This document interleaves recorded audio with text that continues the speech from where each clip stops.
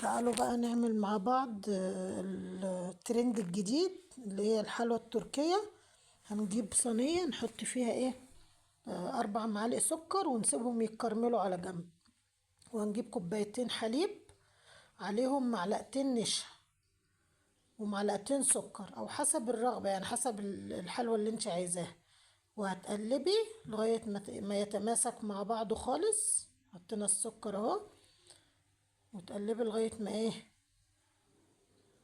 ما يتقل معاك اهو. بص بقى تقيل بالمنظر ده، وهنا السكر اتكرمل. هنحطها عليها حلوى خطيرة جدا وطعمها حلو جدا، ومفيش اسهل منها. عملتي حاجة حلوة في 5 دقايق وانت قاعدة.